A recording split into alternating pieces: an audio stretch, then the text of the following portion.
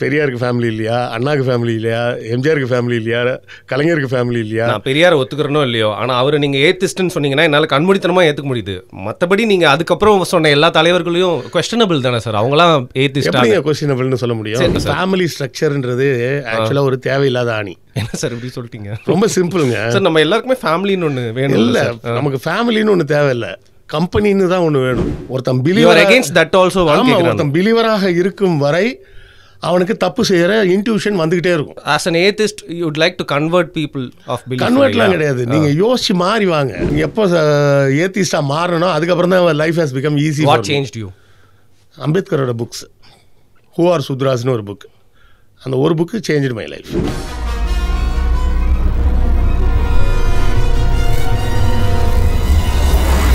Okay, so இந்த gender bias அப்படிங்கிறது இதுவாக இருக்குது சொல்லிங்க. ஏன் இவ்வளோ நேரம் நீங்கள் வந்து ஏத்திசம் அப்படிங்கிறது ஏன் வந்துச்சு, ஏன் ரிலீஜன் ஒன்று தேவையில்லை, மதம் ஏன் உருவாக்கப்பட்டுச்சு அப்படிங்கிறது உங்களோட பார்வைன்னு சொல்லிங்க சார். ஆனால் பேசிக்காக நம்ம எடுத்துக்கலாம், எல்லாத்துக்குமே வந்து பாசிட்டிவ் அண்ட் நெகட்டிவ் அப்படின்னு ஒன்று இருக்குது, நல்லது கெட்டது அப்படின்னு ஒன்று எப்போவுமே இருக்குது.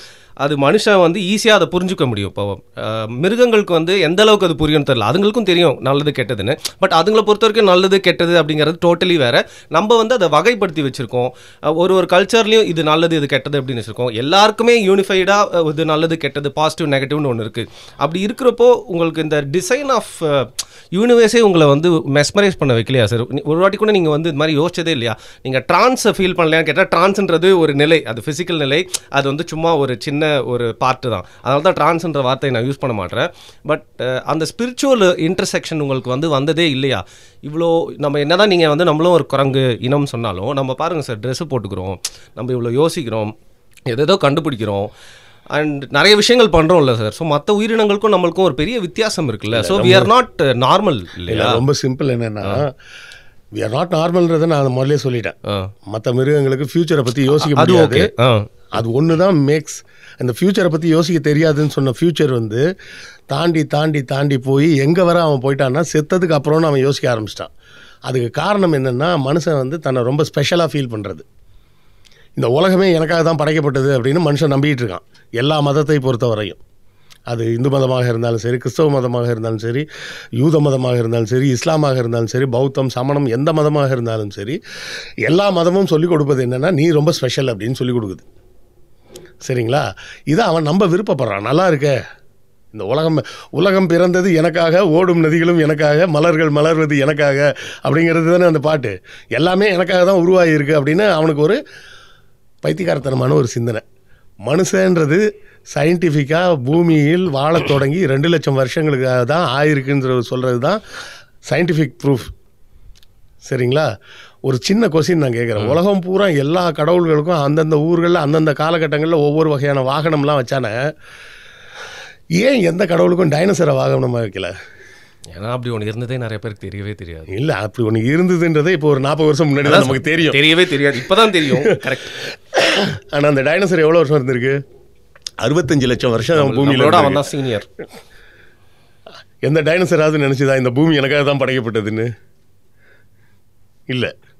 ஏன்னா டைனோசரால் ஃப்யூச்சரை பற்றி யோசிக்க முடியாது.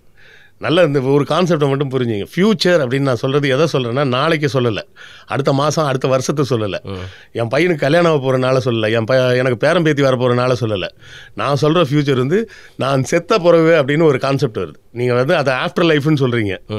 ஆஃப்டர் லைஃப்னு நான் அதை சொல்லலை. அவன் மனுஷன் வந்து பேசிக்கலாக அப்படி ஒரு ஃப்யூச்சரை பற்றி யோசிக்கும்போது தான் பல்வேறு கான்செப்ட் கதைகளை உருவாக்க ஆரம்பிக்கிறான்.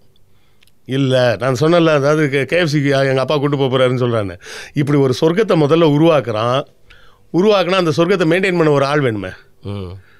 So he creates God. அதனால கடவுளை உருவாக்குறான். நான் செத்ததுக்கப்புறம் எங்கே போகிறேன்னா, இந்த உலகத்தில் இருக்க மாட்டேன்.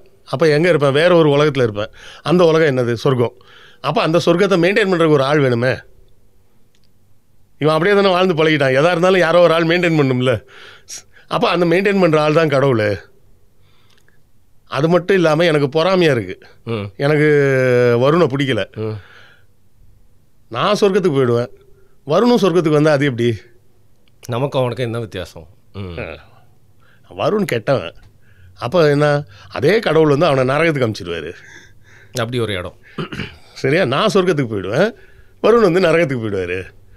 இப்படியெல்லாம் யோசிக்கிறதுக்கு முக்கிய காரணம் என்னன்னா, செல்ஃப் சென்ட்ரிக்காக மனிதன் சிந்திப்பது. எல்லாமே எனக்காக தான், எல்லாமே எனக்கு. நான் தான் சொல்கிறேன், எல்லாமே உங்களுக்காக இல்லை. You are part of the design, அவ்வளோதான். எல்லாரும் இருக்காங்க, நீங்களும் இருக்கீங்க. அப்படி யோசிச்சா I feel so small, I am humbled. அது எனக்கு புரியுது. ஆனால் இப்போ இந்த ஒரு அறநெறிப்படுத்துறதுக்காக இந்த மதங்கள்லாம் வந்தது அப்படிங்கிறத நீங்கள் ஏற்றுக்க மாட்டீங்க சார். மதம் அப்படிங்கிற விஷயத்து மேலேயே உங்களுக்கு நம்பிக்கை இல்லை.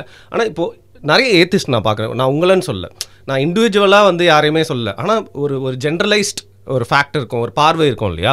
நிறைய ஏத்திஸ்ட் அவங்களெல்லாம் பார்த்தா அதில் பெரும்பான்மையானவர்கள் எப்படி இருக்காங்க, அவங்க செல்ஃப் சென்டர்டாக இருக்காங்க. And they don't want to get in to families.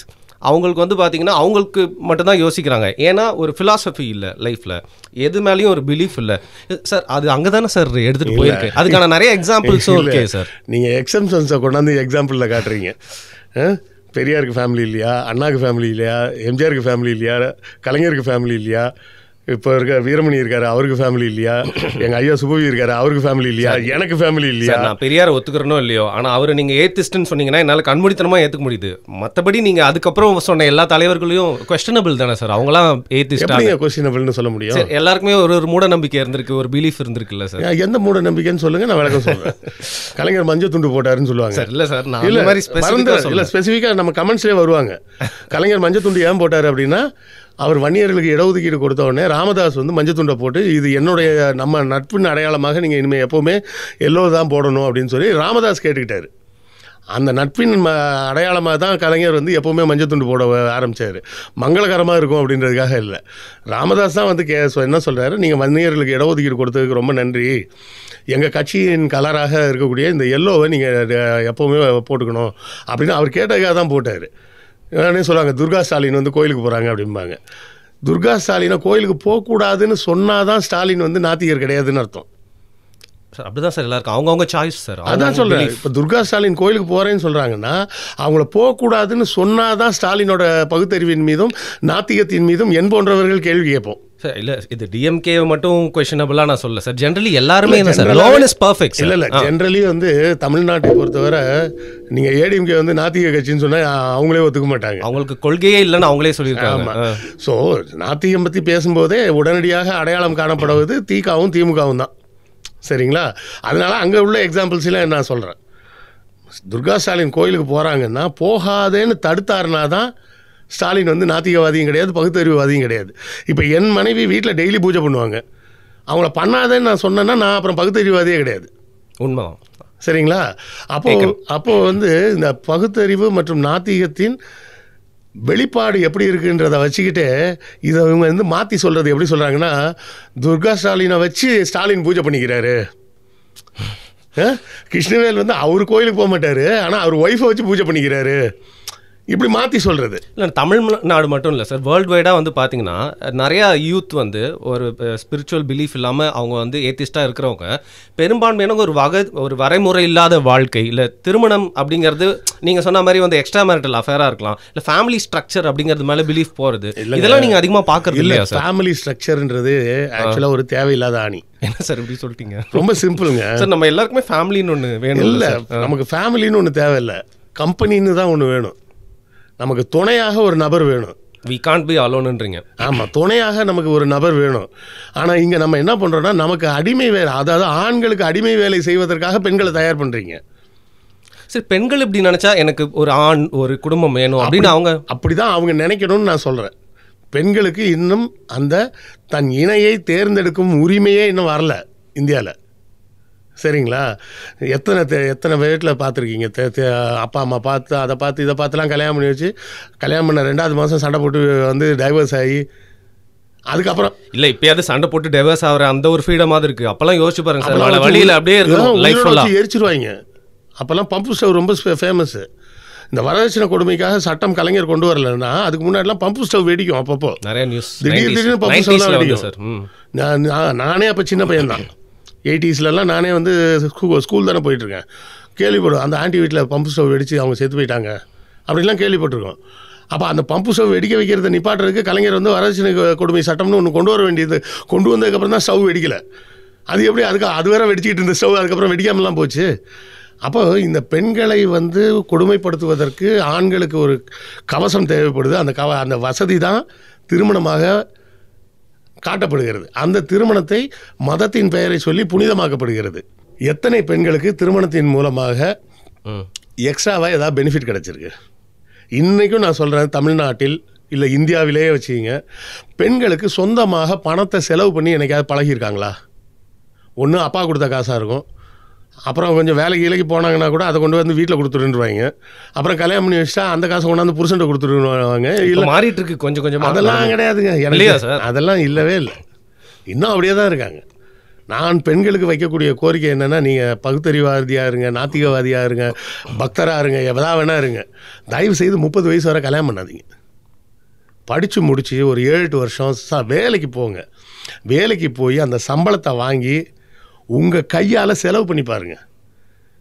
இந்த அனுபவமே 95% பெண்களுக்கு கிடையவே கிடையாது. தான் சம்பாதித்த பணத்தை தன் இஷ்டப்படி தான் விரும்பியவாறு செலவு பண்ணுறதுக்கே உரிமை இல்லைங்க. அந்த உரிமைகள்லாம் எதன் மூலமாக மறுக்கப்படுது? பொண்ணுன்னா நீ இப்படி தான் இருக்கணும், நம்ம மதத்தில் இப்படி தான் சொல்லியிருக்கு, நம்ம கடவுள் இப்படி தான் சொல்லியிருக்காரு, இப்படி தான் அம்மா அப்பா சொல்லி கொடுக்குறாங்க. இப்போ இதே வருண் பிறந்தப்பவே ஹாஸ்பிட்டலில் இடம் மாதிரி ஒரு முஸ்லீம் வீட்டுக்கு போயிருந்தாருன்னா இஸ்லாமியர், அப்போ மதம் எப்படி வருது? அப்பா அம்மா தான் இன்ஃப்யூஸ் பண்ணுறாங்க. சரி, இல்லை சார், இப்போ என்ன பர்சனலாக சொன்னதெல்லாம் சொல்கிறேன் சார். நான் ஒரு 23 வயசில் நானே அதை கொஞ்சம் ஆராய்ஞ்சு எனக்கு ஒரு நம்பிக்கை ஏற்பட்டு தான் நான் ஒரு மார்க்கத்தை சார்ந்து அதன் நம்பிக்கையில் போனேன். ஆனால் நீங்கள் சொல்கிறது கரெக்டு தான். அப்பா அம்மா என்ன இன்ஃப்யூஸ் பண்ணுறாங்களோ அதான் பெரும்பான்மையான குழந்தைகள் அவங்க வைக்கிறது தான் பேருன்ற மாதிரி, அவங்க காட்டினது தான் வழி அப்படிங்கிற மாதிரி இருக்குது. அவ்வளோதான் சிம்பிள் விஷயம். இப்போ என்னையவே கேட்பாங்க, இப்போ இவ்வளோ பெரிய நாத்திகவாதி கிருஷ்ணவேல்னு முருகர் பேர், கிருஷ்ணர் பேர் வேற சேர்த்து வச்சிருக்கேன். நானும் யோசிச்சிருக்கேன் அப்படின்னு. அதுக்கு கிருஷ்ணர் பேரும் கிடையாது, முருகர் பேரும் கிடையாது. கிருஷ்ணன்றது எங்கள் தாத்தா பேர், வேலம்மாள்ன்றது எங்கள் பாட்டி பேர், ரெண்டுத்தையும் சேர்த்து எங்கள் அப்பா எனக்கு பேர் வச்சிருக்காரு. அவ்வளோதான். அப்போ நீங்கள் நாத்திகனானவொடனே பேரை மாற்றிக்க வேண்டியது தானே அப்படின்னு கேட்டாங்க. அதுக்கும் நான் சொல்லுவேன், பெரியாரே சாவரவரை ராமசாமி தாயா, அவரே பேரை மாற்றிக்கல, அப்புறம் நான் ஏன் மார்க்ஸ் டால்ஸ்டைன்லாம் பேர் மாற்றி அவரை விட நான் என்னத்தை இதாகிட்டேன். பெரியாரே கடைசி வர ராமசாமி தான், அதில் நானும் கடைசி வரை கிருஷ்ணவேலாவே இருந்துட்டு போகிறேன். அது எங்கள் அப்பா வச்ச பேர், எங்கள் அப்பாவுக்கு கொடுக்குற மரியாதையாக இருந்துட்டு போட்டோம் அப்படின்னு தான் சொல்கிறது. அதாவது எல்லாமே உங்களுடைய மனசுக்குள்ளே இருக்கக்கூடிய நம்பிக்கையினால் வரக்கூடியது ஒன்று. ரெண்டாவது, எல்லாருக்கும் ஒரு குஷன் தேவைப்படுது. சரி, இப்போ இவர் தம்பி இருக்கார், கேமராமேன் இருக்கார், இன்றைக்கி ஷூட்டிங்கில் ஏதாவது தப்பாகிடுச்சின்னு வச்சுக்கிங்க, இவர் ஒருத்தர் தான் வந்திருக்காரு, ஏதாவது தப்பாகிடுச்சின்னு வச்சுக்கிங்க, முழு பொறுப்பு இவர் தான். டெக்னிக்கலி கூட இன்னொரு கேமராமேன் வந்துருந்தேன்னு வச்சுங்க, 2 பேர் மேலே பாதி பழியாக பிரிச்சிருக்கலாம். பிரிக்கலாம் இல்லை, அப்படியே பிளேமை தூக்கி அங்கே போட்டுடலாம். அதான் சொல்லுவாங்க ஆங்கிலத்தில் ஒரு பழமொழி, whenever you do something wrong, think thoroughly, surely you will get a name to blame. யார் மேலேயா பழியை போட்டுடலாம், தள்ளி விட்டுடலாம் அப்படின்னு சொல்ல. அது மாதிரி நமக்கு என்ன பிரச்சனைனா, நம்ம செய்யக்கூடிய தவறுகளுக்கு பொறுப்பேற்றுக்கிற தைரியம் இல்லை. பொறுப்பேற்றுக்கிற தைரியம் இல்லை.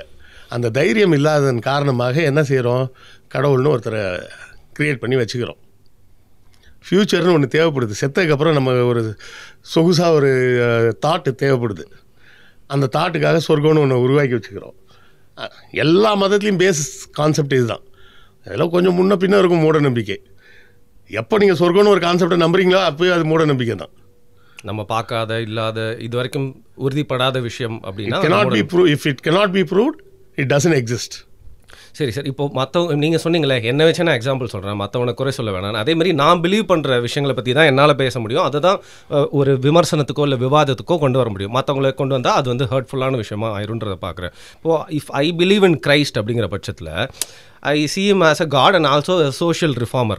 அவர் அடித்தா வாங்கிக்கணும் சொல்லியிருக்காரு, உன்னை இப்போ நேசிக்கிற மாதிரி பெரிய நேசி தான் சொல்லியிருக்காரு. எதுவும் சொத்தெல்லாம் சேர்த்து வச்சுக்காத, இங்கே எதுவுமே நீ அக்வயர் பண்ணணும், மெட்டீரியலிஸ்டிக்காக இது பின்னாடியும் போகாத, க்ரீடாக இருக்காத, இந்த மாதிரி சாதாரண விஷயம் தான் சொல்லியிருக்காரு.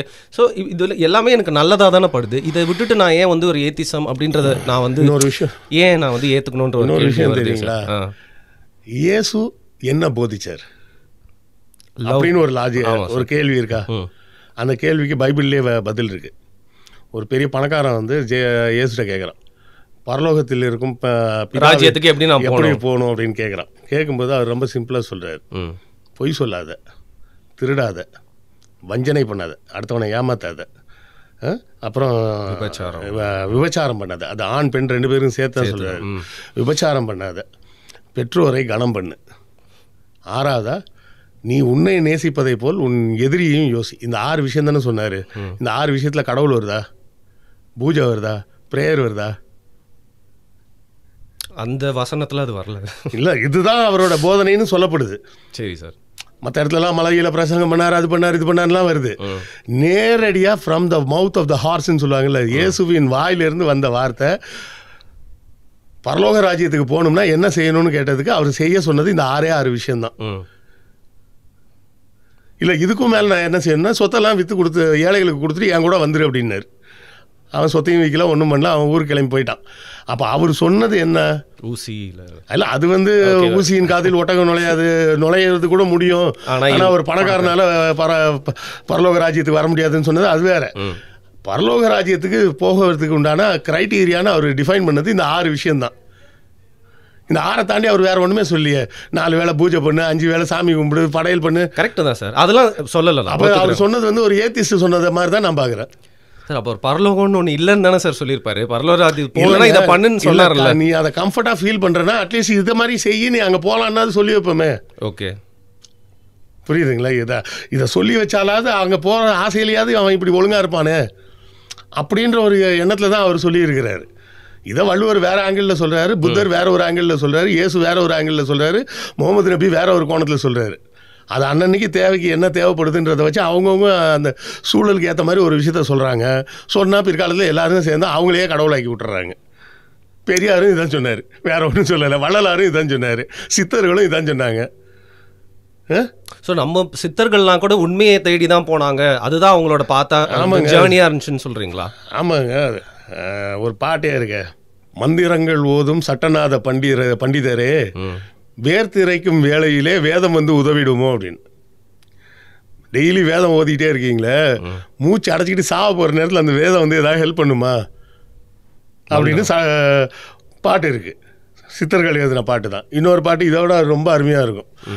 நட்ட கல்லை சுற்றியே 4 புஷ்பம் சாத்தியே முணுமுணுக்கும் மந்திரங்கள் சொல்லும் மூடர்கள் நட்ட கல்லும் பேசுமோ நாதன் உள்ளிருக்கையிலே சுட்ட கறி சுவை சட்டுவம் அறியுமோ. சட்டுவம்னா கரண்டி. கிண்டிகிட்டு இருக்கிறப்ப அந்த கறியோட சுவையை இந்த கரண்டிக்கு தெரியுமாடா, பைத்தியக்காரத்தனமாக கோயிலில் போய் பூஜையெல்லாம் பண்ணிகிட்டு இருக்கீங்களேன்னு திட்டி பாட்டு இருக்குது, சித்தர் பாடல். ஆமாம், இது மாதிரி ஏகப்பட்ட பாட்டு இருக்குது. அப்போ எல்லாருமே சொன்னது என்னென்னா, சும்மா பக்தி பக்தி நீ ஏன்டா சாவுறீங்க, ஒழுங்காக நேர்மையாக வாழ்ந்துட்டு போங்க. இல்லை, நான் கேட்குறேன், நீங்கள் என்ன குழந்தையா? குழந்தைய தான் வந்து ஹோம்ஒர்க் பண்ணால் சாக்லேட் தருவேன், பண்ணலைன்னா அடி கொடுப்பேன் அப்படின்னு சொன்னால் செய்யும். நீங்கள் நல்லவனாக இருக்கிறதுக்கு ஒரு இன்சென்டிவும் ஒரு பனிஷ்மெண்ட்டும் தேவையான்னு கேட்குறேன். நம்மளே பண்ணிக்கலாம் தான் அது. இல்லை, நீங்கள் நல்லவனாக வாழ்கிறதுக்கு கடவுள்னு ஒரு சூப்பர்வைசர் இருந்து, சொர்க்கம்னு ஒரு கிஃப்ட்டு, இல்லை நரகம்னு ஒரு பனிஷ்மெண்ட்டு, இதெல்லாம் இருந்தால் தான் நல்லவனாக இருப்பீங்களா? நீங்கள் நல்லவனாக ஏன் இருக்கணும்? நல்லவனாக இருக்கணுன்றதுக்காக இருக்கணும். இந்த கிஃப்ட் கிடைக்கும்ன்றதுக்காக நீங்கள் நல்லவனாக இருந்தாலும் நீங்கள் நல்லவன் இல்லை. இல்லை, இந்த பனிஷ்மெண்ட் கிடைக்குமேன்னு பயந்து போய் நல்லவனாக இருந்தாலும் நீ நல்லவன் இல்லை. நீங்கள் அப்போ அந்த கடவுளை தூக்கி போட்டுட்டு நீங்கள் நல்லவனாக இருங்க. ஓகே, அதுதான் நான் சொல்கிறது. நான் சொல்கிற ஏத்திசம். ஓகே, ஸோ ஏத்திசம் அப்படிங்கிறது நீங்கள் இப்போ பிலீவ் பண்ணுற விஷயத்த முக்கியமாக வந்து வேர்ல்டு லெவலில் எல்லாருமே என்ன சொல்லியிருக்காங்க, குறிப்பாக நீங்கள் பெரியாரோட பார்வையிலேருந்து பார்க்குறதா நிறையா சொல்லியிருக்கீங்க. ஸோ ஒரு ஏத்திஸ்ட் வந்து ஏன் அவனுக்கு ஒரு பிரச்சனையாக இருக்குது அந்த ரிலீஜன் அப்படின்னா, இதனால் நிறைய ஈவில், சோஷியல் ஈவில் நடக்குது, நிறைய பேர் பாதிக்கப்படுறாங்க, ஏமாத்துறாங்க. எங்கே வச்சுங்க ரேப் பண்ணாங்க? நான் நம்புறது கோவிலில் வச்சு, கோவில் கருவறையில் வச்சு தான் ரேப் பண்ணாங்க. தேவநாதன் வந்து எக்ஸ்ட்ரா மேரிட்டல் அஃபேர் எங்கே வச்சு பண்ணான்? கோவில் கருவறைக்குள்ளே தான் வச்சு. காஞ்சிபுரத்தில். பில்கிஷ் பானு ரேப் பண்ண 10 பேர் யார்? கோயிலில் பூஜை பண்ணுறவன். சின்ன குழந்தைங்கள நிறைய சர்ச்சில் வச்சு தான் வந்து ஃபீடோஃபைல்ஸ்லாம் இது பண்ணியிருக்காங்க. ஸோ அது மாதிரி எல்லா மதத்துலேயும். அதாவது இன்னொரு விஷயம் புரிஞ்சுக்கிங்க, எப்போல்லாம் நீங்கள் ரொம்ப வந்து ஸ்பிரிச்சுவலாக நோக்கி போகிறீங்களோ அப்போவே வந்து உங்களுக்கு செக்ஷுவல் பர்வர்ஷன் ஜாஸ்தி ஆகிடும். ரொம்ப அடக்கிறதுனாலன்னு சொல்லுங்கள். ஆமாம், ஆப்வியஸாக செக்ஷுவல் பர்வர்ஷன் ஜாஸ்தி ஆகிடும். எல்லா உயிர்களுக்கும் உணவும் செக்ஸும் இயற்கையான ஒரு விஷயம். அது டேபு இல்லை, தப்பு இல்லை. அது டேபுலாம் இல்லை. அது வந்து மத்தியானம்னா பசிக்கும், வயசு வந்தால் செக்ஷுவல் ஃபீலிங் வரும். அது வந்தால் தான் அடுத்த ஜென்ரேஷன் பிறக்கும். எல்லாரும் செக்ஷுவல் ஃபீலிங்கே இல்லாமல் இருந்துட்டாங்கன்னா என்ன ஆகும்? உலகத்தில் அந்த தலைமுறையோட பாப்புலேஷனே இல்லாமல் போயிடும். கரெக்டுங்களா? நீங்கள் அதை வந்து ஒரு நெறிமுறைக்கு உட்பட்டு அந்த பார்ட்னரை ஏமாத்தாமல் ஒழுங்காக இருந்தீங்கன்னா போதும். நான் அது மனைவி கணவன் கூட சொல்ல மாட்டேன், பார்ட்னர் தான். ஓகே, அவங்க வந்து life partner. That's how you see it. அப்படி தான் நீங்கள் நேம் பண்ண விரும்புறீங்க. ஸோ கடைசியாக ஒரு விஷயம் சார், இப்போ ஏத்திஸ்ட் எல்லாருமே இருக்காங்க அப்படின்னா, நீங்கள் சொல்கிற எந்த ஒரு தவறுமே பண்ணாமல் அவன் பாட்டு ஏதோ சாமியை கும்பிட்டுட்டு போயிட்டு இருக்கான் அப்படிங்கிறப்போ he can just be இல்லையா? இல்லை, you can let him be. இல்லை நான் என்ன சொல்கிறேன்னா, நீங்கள் ஒரு விஷயத்தை புரிஞ்சிக்கல. ஒருத்தன் பிலீவராக இருக்கும் வரை அவனுக்கு தப்பு செய்கிற இன்ட்யூஷன் வந்துக்கிட்டே இருக்கும். எல்லாருக்குமே அந்த இன்ட்யூஷன் வருங்க. as an atheist you would like to convert people of belief. கன்வெர்ட்லாம் கிடையாது, நீங்கள் யோசிச்சு மாறி வாங்க. யாரையும் கன்வெர்ட், இது ஒன்றும் ரிலீஜன் கிடையாது நான் கன்வெர்ட் பண்ணி கூட்டு வர்றதுக்கு. அதனால தான் சார் அந்த வார்த்தை யூஸ் அதான் சொல்கிறேன், இது கன்வெர்ட் பண்ணி கூட்டு வர்றதுக்கு இது இன்னொரு ரிலீஜனா என்ன? கிடையாது. ரிலீஜன் வேண்டான்னு வெளியே வரணும்னா நீங்கள் யோசிக்கணும். நம்ம வந்து நம்ம பொறுப்புகளை தவிர்க்க விரும்புகிறோம். கஷ்டம் வந்தால் நான் தான் ஃபேஸ் பண்ணணும். அதை விட்டு ஐயோ கடவுளே எனக்கு இப்படி ஒரு கஷ்டத்தை கொடுத்துட்டேன்னு போய் வேண்டிகிட்டு இருந்தால் கஷ்டம் சரியாக போயிடுமா? பட் நிறைய சைக்காலஜிக்கல் ப்ராப்ளம்ஸ் வந்து இந்த மாதிரி எந்த ஒரு சூப்பர் பீயிங் மேலே பிலீஃப் இல்லாதவங்களுக்கு நிறைய இருக்கிறதாவும் நிறைய கிடையாது. உலகத்தில் எந்த நாத்திகர் வந்து கோயில் அடித்தார், மசூதி அடித்தார், சர்ச்சை அடித்தார்? அதெல்லாம் பண்ணதில்லை. அதெல்லாம் செஞ்சது யார்? இன்னொரு நம்பிக்கையை பின்பற்றுறவங்க தான். இன்னொரு நம்பிக்கை மட்டும் இல்லை, அந்த நம்பிக்கையை பின்பற்றுறவங்களே இடிச்சிருக்காங்க. எத்தனையோ மசூதியை அடித்த முஸ்லீம் மன்னர்கள் இருக்காங்க, எத்தனையோ சர்ச்சை அடித்த கிறிஸ்டியன் மன்னர்கள் இருக்காங்க, எத்தனையோ கோயில்களை அடித்த இந்து மன்னர்கள் இருக்காங்க. தஞ்சாவூரில் இருக்க நம்ம கங்கை கொண்ட சோழபுரத்தில் இருக்கிற கோயிலை இடித்தது யார்? மதுரையில் இருக்க பாண்டிய மன்னன் தானே, அவனும் இந்து தான், இவரும் இந்து தான். சண்டை. சரிங்களா? அப்போது வழிபாட்டு தலங்களை வந்து வேற்று மதத்தை கூட இல்லை, தன் சொந்த மதத்தை சார்ந்த வழிபாட்டு தலத்தையே இடிக்கிறவங்க தான் பக்தர்களாக இருக்கிறாங்க. பல்வேறு செக்ஷுவல் பர்வர்ஷன் இருக்கிறவங்களும் மத நம்பிக்கையாளர்களாக தானே இருக்கிறாங்க. அப்போ என்ன நம்ம புரிஞ்சிக்க வேண்டியிருக்குன்னா, மக்கள் வந்து பொறுப்போடு வாழ பழகணும்னா, அதாவது உலகத்தில் வந்து ஹாப்பினஸ் இண்டெக்ஸில் வந்து நம்பர் 1 இருக்கிறது ஸ்வீடன். ஓகே, ஸ்வீடன், ஃபின்லாண்டு போன்ற நாடுகளை தான் சொல்லுவாங்க, இந்த ஸ்காண்டினேவியன் கண்ட்ரீஸ்னு. அங்கே வந்து பெரும்பாலும் இருக்கிறவங்க ஏத்திஸ்ட்டு. கிறிஸ்டியன்ஸ் கூட இல்லை, ஏத்திஸ்ட்டு தான். ஸோ நீங்கள் ஏத்திஸ்ட்டாக வாழ்ந்தீங்கன்னா நல்ல தெளிவாக இருப்பீங்க. தன்னம்பிக்கை வரும். முதல் விஷயம் என்னென்னா, செல்ஃப் கான்ஃபிடென்ஸ் வந்து உங்களுக்கு அளவில்லாமல் பில்டப் ஆகும். எந்த விஷயமா இருந்தாலும் நம்ம ஃபேஸ் பண்ணி தான் ஆகணும் அப்படின்னு நமக்கு தெரியும். கடவுள்லாம் வந்து காப்பாற்ற போகிறதில்ல, எந்த ஏஜென்ட்டாவது வந்து எல்லாம் சரி பண்ணி கொடுக்க போகிறதில்ல. சம்திங் கான் ராங், நான் தான் சரி பண்ணணும் அதை. அப்போ நான் தான் அந்த பொறுப்பெடுத்து நான் தான் அந்த வேலையை செய்யணும். Save yourself. Save yourself இல்லைங்க, work for yourself. Okay, work for yourself. Benefits கிடைச்சா என்ஜாய் பண்ணுங்கள், தப்பு வந்தால் திருத்திக்கிங்க. Life will be very simple. உண்மையே சொல்ல போனால் நானும் ஒரு காலத்தில் பக்தராக தான் இருந்தேன். ஆமாம், அது கேட்கலாம். நீங்கள் இது நான் வந்து ஒரு 26 வயசு வரை பக்தராக தான் இருந்தேன். ஆனால் அதுக்கு எப்போ ஏத்திஸ்டாக மாறணும், அதுக்கப்புறம் தான் life has become easy. What changed you? அம்பேத்கரோட புக்ஸ், ஹூ ஆர் சூத்ராஸ்னு ஒரு புக், அந்த ஒரு புக்கு சேஞ்ச்டு மை லைஃப்.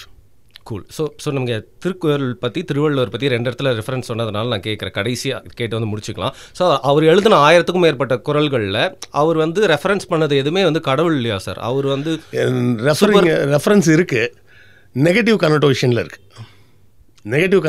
இருக்குது. எப்படி பார்க்கணும் அது? அதாவது நீ ஒன்று அப்படி இருக்குன்னு நினைக்கிறிய, அதையும் தாண்டி அப்படின்ற மாதிரி ஒரு விஷயம் சொல்றாரு. அந்த குறள் நான் கேள்விப்பட்டிருக்கேன். தெய்வத்தால் ஆகாதெனினும் முயற்சி தன் மெய்வருத்த கூலி தரும்னு. கடவுளே கொடுக்க முடியாத விஷயத்த கூட உன்னோட ப்ராக்டிஸு, உன்னோட முயற்சியில் உன்னால் செஞ்சிட முடியும் அப்படின்றார். அப்போ கடவுளை பற்றி சொல்கிறாருன்னா எதுக்கு சொல்கிறாருன்னா, கடவுள் நம்பிக்கை இருக்கிறவனுக்கு சொல்கிறார். நீ கடவுள் தருவார்னு நினைக்கிறிய, அதால் கூட முடியாத ஒரு விஷயம் வந்து உன்னோட முயற்சி வந்து உனக்கு கை கொடுக்கும். இப்படி அவருக்கு அந்த கடவுள், சொர்க்கம் இதெல்லாம் ரெஃபர் பண்ணுறாரு. அது எல்லாமே நெகட்டிவ் கனோட்டேஷனில் தான் இருக்கே தவிர பாசிட்டிவ் கனோட்டேஷனில் இல்லை. ஓகே ஓகே, எதிர்மறையான உதாரணமாகத்தான் அவர் சொல்கிறார். திருக்குறளை பொறுத்தவரை எனக்கு தெரிஞ்சு ஒரு 3 அத்தியாயம் அவர் எழுதியிருக்க வாய்ப்பு இல்லை. இது உங்களுடைய என்னோட தாட். ஓகே, ஒன்று கடவுள் வாழ்த்து அவர் எழுதியிருக்க முடியாது, இன்னொன்று நீத்தார் பெருமைன்னு ஒரு பக்கம் இருக்குது, அதுவும் அவர் எழுதியிருக்க வாய்ப்பு இல்லை. 3வது பெண்வழி சேரல்னு ஒன்று இருக்குது. இந்த 3 அத்தியாயம் அவர் எழுதியிருக்க வாய்ப்பு இல்லை. ஏன்னா மற்றதெல்லாம் கரெக்டாக எழுதுறாரு. அதாவது பாருங்கள், ஒரு வரியும் 7 வரி இருக்கணும், மேலே 4 கீழே 3, ஒவ்வொரு அத்தியாயத்துக்கும் 10 இவ்வளோலாம் கணக்கு போட்டவர். அது ஏன் 1333ன்னு போகிறாரு? 130 தான் இருக்கும். 130 அதிகாரம் தான் அவர் எழுதியிருப்பார். இந்த 3 அத்தியாயத்தை யாராவது பின்னாடி சேர்த்துருப்பாங்க. ஏன்னா மற்ற இடத்துலலாம் அவர் பேசுகிற டோனே வேறு. பெண்வெளி சேரலில் ரொம்ப அசிங்கமாக இருக்குது அதை படிக்கும்போது. நடையே வேற இல்லை, அது அந்த அர்த்தமே அனர்த்தமாக இருக்குது. தெய்வம் தொழால் தொழுனர் கொழுனர் தொழுதெழுவால் பெய்யென பெய்யும் மழை அப்படின்னு. கடவுளை கூட கும்பிட்றாலும் பரவாயில்ல, புருஷங்காலில் உளுந்து கும்பிட்ற ஒரு பொம்பளை வந்து பெய்யும் நம்ம சொன்னால் மழை பெய்யும் அப்படின்னு ஒருத்தர். மற்றதெல்லாம் இவ்வளோ புரட்சிகரமாக எழுதினவர் இந்த இடத்துல எப்படி இப்படி எழுதியிருப்பார்? ஆனால் இப்போ பார்த்துட்டு இருக்கவங்க நினைக்க மாட்டாங்களா, கிருஷ்ணவேல் சார் வந்து கடவுள் நம்பிக்கை இல்லைன்றனால இதெல்லாம் மட்டும் அவர் வந்து ஒத்துக்க மாட்டேன்னு சொல்கிறாரு? இல்லை, இங்கே கடவுளை சொல்லலை நான், பெண் அடிமைத்தனம். பெண் அடிமைத்தனத்தை சொல்கிறேன். இங்கே வந்து கடவுளை நான் சொல்ல வரல, பெண் அடிமைத்தனத்தை சொல்கிறாரு. வள்ளுவர் எப்படி பெண் அடிமைத்தனம் சொல்லியிருக்க முடியும்? காதல் சிறப்புன்னு ஒரு காமத்து பாலில் ஒரு 10 பாட்டு இருக்குது. சரி, காதல் சிறப்புனா காதலன் வந்து தன்னுடைய காதல் என்னன்னு சொல்கிறான்னு. அதில் முதல் 5 பாட்டு பார்த்தீங்கன்னா ஆண் சொல்கிறதாகவும் அடுத்த 5 பாட்டு வந்து பெண் சொல்கிறதாகவும் வரும். ஈக்குவாலிட்டி. காதல் சிறப்புனா என்னோட காதல் எவ்வளோ பெஸ்ட்டு தெரியுமா, உன்மேல் நான் கொண்ட காதல், என்மேல் நீ கொண்ட காதல், இரண்டில் எதை உயர்வாக சொல்வாயோன்னு ஒரு பாட்டு இருக்குல்ல, அது மாதிரி அந்த காதல் சிறப்பை சொல்கிறது தான் அந்த பாட்டு. முதல் 5 ஆம்பளை, 2வது 5 பொம்பளைன்னு சொல்லி அப்படி பிரித்து எழுதக்கூடிய ஒரு வள்ளுவர் பெண்வெளி சேரல்னு ஒரு இடத்துல வந்துட்டு கடவுளை கும்பிட்டுனாலும் பரவாயில்ல, புருஷங்காலில் விழுந்து கும்பிட்டான்னா அவள் சொன்னால் மழை பெய்யும் அப்படின்னு எழுதுறாருன்னா அது கண்டிப்பாக அவர் எழுதுனதாக இருக்க முடியாது. சம்திங் ராங் அப்படின்னு. Something is fishy. Thank you sir. Sir Thiruvalluvar மாதிரி ஆதி பகவன் முதற்றே உலக அது மாதிரி ஃபர்ஸ்ட் குரல் மாதிரி திருவள்ளுவர் வச்சு ஆரம்பித்து கடைசியிலே வந்து அது எதர்ச்சியே வந்து திருவள்ளுவருடைய முடிஞ்சிடுச்சு அப்படின்னு நினைக்கிறேன். மிக்க நன்றி சார். ஏன்னா நான் வந்து கேள்விலாம் ப்ரிப்பேர் பண்ணிட்டு வரல, எனக்கு என்ன நம்பிக்கையாக இருக்கோ, நான் எதெல்லாம் சரின்னு நினைக்கிறேனோ, எனக்கு என்ன டவுட்ஸ்லாம் இருந்துச்சோ அதெல்லாம் வந்து ஈகராக உங்ககிட்ட வந்து நான் கேட்டேன். This is not a debate, this is எப்படி சொல்கிறது, தாட் ப்ரோவோக்கிங்கான நிறையா கான்வர்சேஷன்ஸ் நடந்திருக்கு. நீங்கள் நிறைய விஷயம் சொல்லியிருக்கீங்க, அதை வச்சு இன்னொரு 4 விஷயம் நான் சிந்திக்கிறதுக்கு அது யூஸ்ஃபுல்லாக இருக்கும் அப்படின்னு நான் நினைக்கிறேன். ஸோ வியூவர்ஸ் என்ன நினைக்கிறாங்க அப்படிங்கிறத பார்க்கலாம். Thank you so much. நன்றி.